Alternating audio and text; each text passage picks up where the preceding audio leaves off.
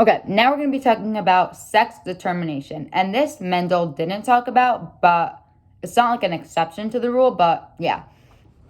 Okay. In a karyotype, what is a karyotype? It's a picture of your chromosomes lined up. Basically, a doctor takes a picture and then he lines up the chromosomes because in you, they're not lined up, but whatever.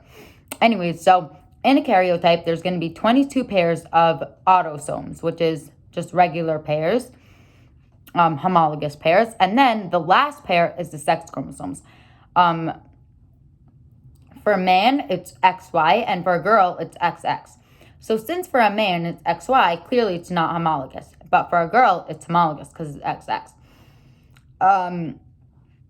The determination of the sex of the child is up to the dad because each parent gives just one of the chromosomes. So the mom obviously has to give an X because she only has the X's. So the other one, the dad will either give a Y, and that will make the baby have XY, which is a man, or the dad will give an X, and it'll be a girl. That's all. Okay, sex linkage. Again, on a woman, the sex chromosomes are homologous, so they have the same genes in the same place on the alleles. But since men have an X and a Y, they're not homologous. The genes on the X are not on the Y, and vice versa. Everything on the Y is not on the X.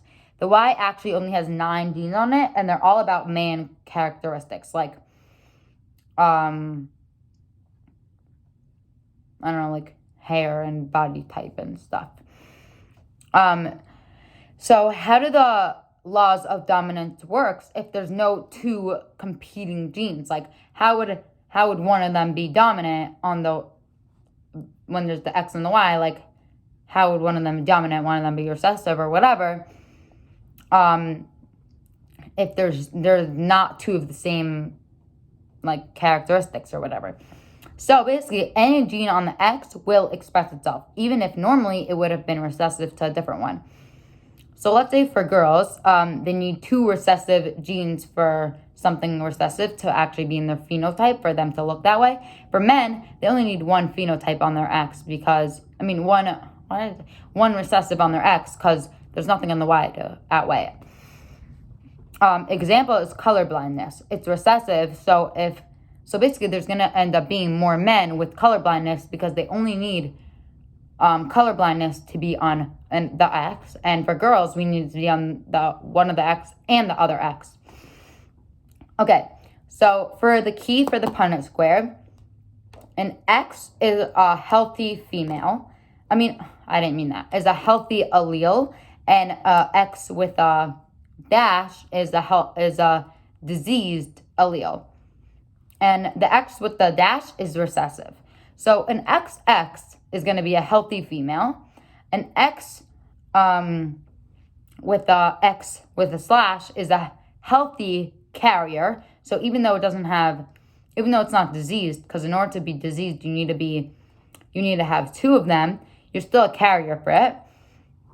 An X with a slash and an X with a slash is a diseased female, and an X and a Y is a healthy male, and an X with a slash and a Y is a diseased male. So clearly, there's no carrier male, because if the man has it, he automatically actually has it. He's not going to be a carrier. So let's do a cross with a carrier girl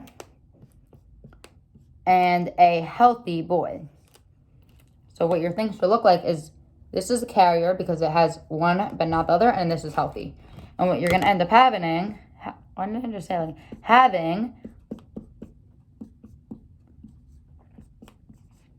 is basically you can't do 25% because we're going to talk about 100% boys and 100% girls. So out of 100% for girls, we're going to have 50% of girls will be carriers and 50% will be perfectly healthy. Because, watch, I don't know what I started writing here. I wrote 50%, but it doesn't really matter. 50% of the girls will be carriers, but 50% will be perfectly healthy. But for the boys, 50% are going to be diseased and 50% are going to be healthy. So clearly it's more of a chance for boys to be diseased because girls in this case wouldn't even have a chance to be diseased. For a girl to be diseased, you need a diseased mom and a diseased dad, basically. Or like a carrier mom and a diseased dad.